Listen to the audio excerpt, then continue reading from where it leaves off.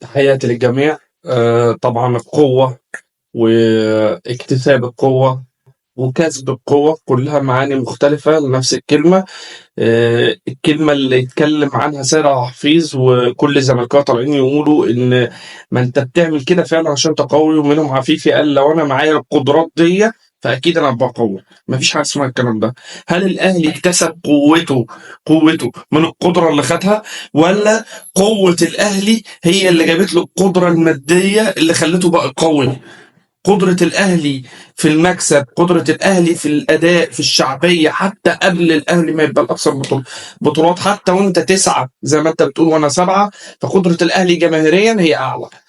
طب هل تاريخ الأهلي اتعمل بعد وكالة الأهرام؟ لا طبعا، لأن الأهلي لو واخد 43 44 دوري فهو واخد نصهم قبل وكالة الأهرام. بطولات أفريقيا الأهلي طول عمره بياخد بطولة أفريقيا قبل وكالة الأهرام، دي مش حاجة جديدة.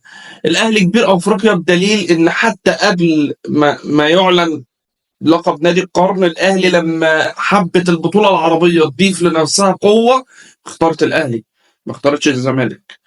فشعبية الأهلي وقوة الأهلي هي اللي جابت القوة المادية والقوة في الدعم من أي مؤسسة للأهلي، لأنه قوي، لأن هو قوي، هو ليه شعبية على أرض الواقع، هو ليه شعبية في البلد موجودة في الواقع، مش في الكلام على التلفزيونات. ركز في حالك، لحالك تكسب، ركز لحالك تنجح.